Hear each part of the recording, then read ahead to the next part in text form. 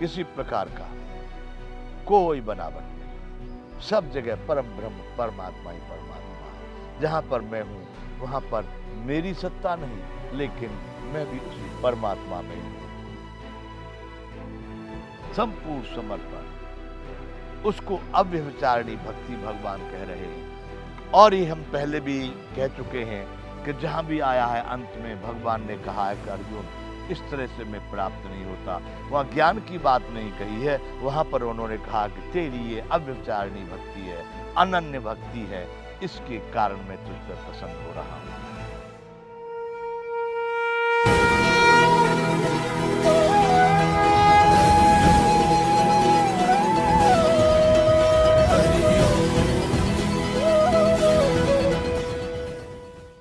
जय विश्वबंधु, संपूर्ण गीता ज्ञान।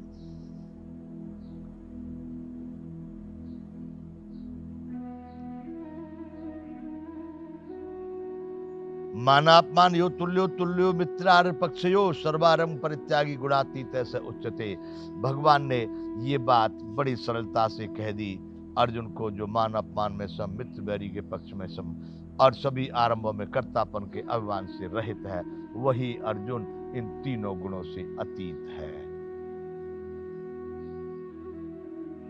माम च यो व्यभिचारेण भक्ति योगेन सेवते सगुणान समतीत्ययितान ब्रह्म भूयाय कल्पते। और जो पुरुष अव्यभिचारिणी भक्ति योग के द्वारा मुझको निरंतर भजता है, वह भी इन तीनों गुणों को भली भांति लांघकर सच्चिदानंद घन ब्रह्म को प्राप्त होने के लिए योग्य बन जाता है। देखिए बंधु, बार बार हमने इस बात को कहा है। हमने रामचरितमानस में भी जाना कि ज्ञान सबसे दुर्लभ है। सुन मुनि कहें ये वेद पुराना, नहीं कछु दुर्लभ ज्ञान समाना। लेकिन वहां पर भी नहीं आदरेव भक्ति की नाई, भक्ति को प्रथम स्थान दिया गया। बंधुओं में यहां पर इस बात को बता रहा हूं, सारा ये ज्ञान, ये सारा कार्य आपको जितने बताए, ये ज्ञान की दृष्टि से बताए भगवान ने। लेकिन भगवान फिर यहां पर एक बात कह रहे हैं कि माम से यो व्यभिचारेण भक्ति योगेन सेवते। अव्यभिचारी, जिसमें किसी प्रकार का छल कपट नहीं, कोई पाखंड नहीं, कोई बनावट नहीं, निर्मल एकदम सीधे सरल भाव से परमात्मा को समर्पण। गुरु माता पिता संत जो भी जिस योग्य हैं उनके साथ में वैसा व्यवहार, उनके साथ में उसी प्रकार का आचरण, उनकी सेवा का भाव, ये सभी भक्ति में ही होते हैं। तो भगवान यहां कहते हैं जो पुरुष अव्यभिचारिणी भक्ति योग के द्वारा मुझको निरंतर भजता है,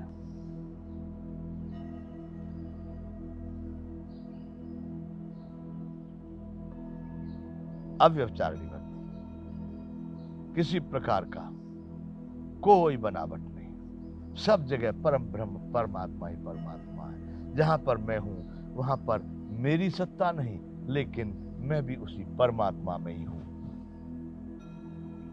संपूर्ण समर्पण, उसको अव्यभिचारिणी भक्ति भगवान कह रहे हैं। और ये हम पहले भी कह चुके हैं कि जहां भी आया है अंत में भगवान ने कहा है कि अर्जुन, इस तरह से मैं प्राप्त नहीं होता। वहां ज्ञान की बात नहीं कही है, वहां पर उन्होंने कहा कि तेरी ये अव्यभिचारिणी भक्ति है, अनन्य भक्ति है, इसके कारण मैं तुझ पर प्रसन्न हो रहा हूं।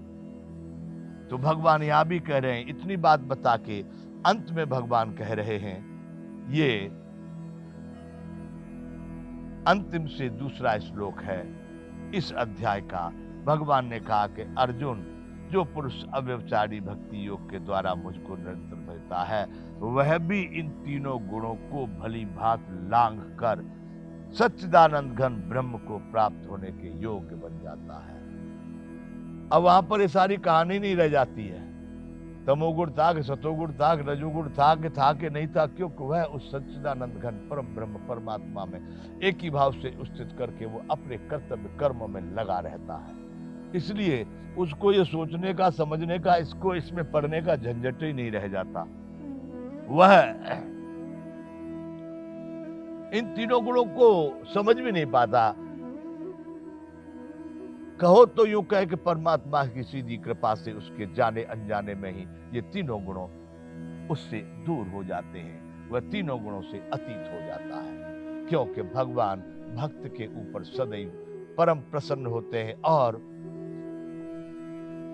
करहूं सदा तीन की रखवारी, जिमि बालक राखे महतारी।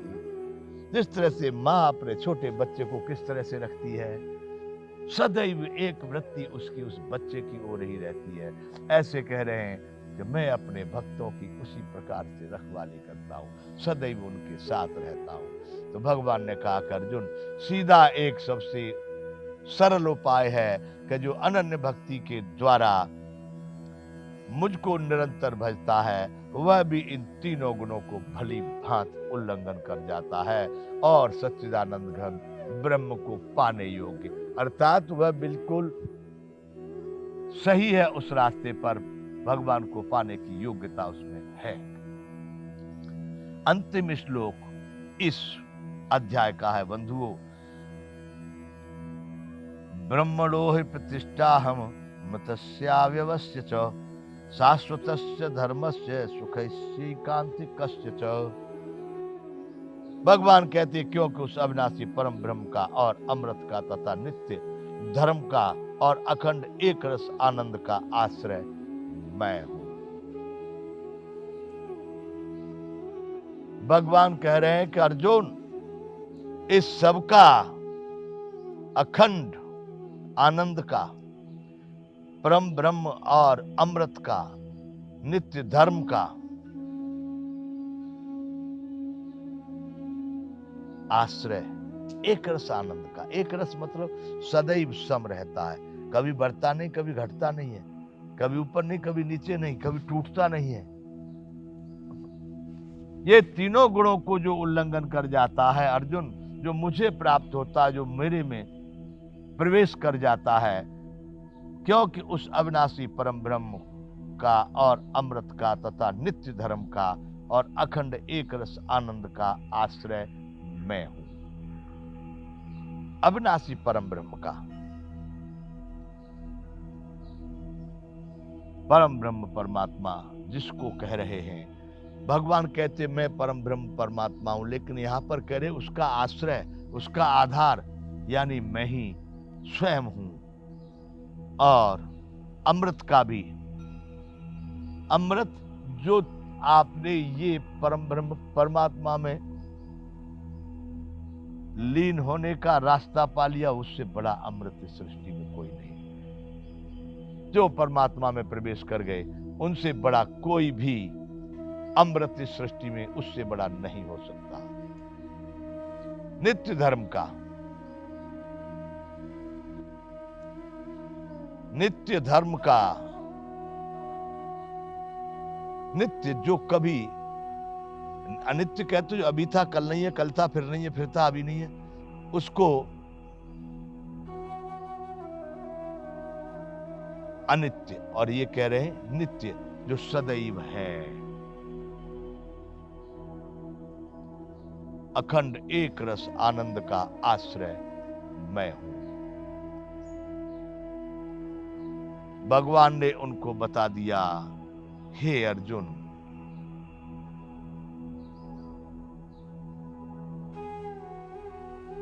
इस सब का एक रस आश्रय मैं ही हूं।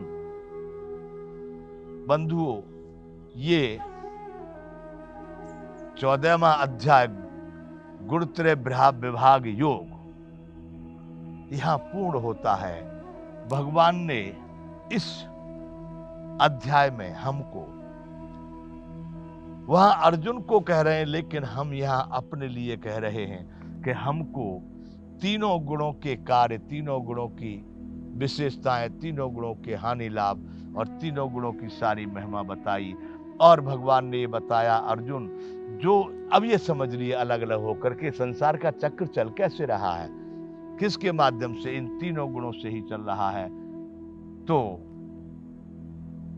जो इन तीनों गुणों को उल्लंघन कर जाता है, रजोगुण सतोगुण और तमोगुण के चक्कर में नहीं पड़ा, जो परम ब्रह्म परमात्मा में एक ही भाव से स्थिर हुआ, जो अनन्य भक्ति में सदैव समाया रहा, वैसा व्यक्ति भगवान कह रहे हैं कि अर्जुन, क्योंकि अविनाशी ब्रह्म, अमृत, नित्य धर्म और आनंद का एक आश्रय मात्र मैं हूं। बंधुओं, यहां गुणत्रय विभाग योग को पूर्ण करेंगे और यहां विश्राम करेंगे। आगे 15वां अध्याय प्रारंभ होगा। जय विश्ववंत।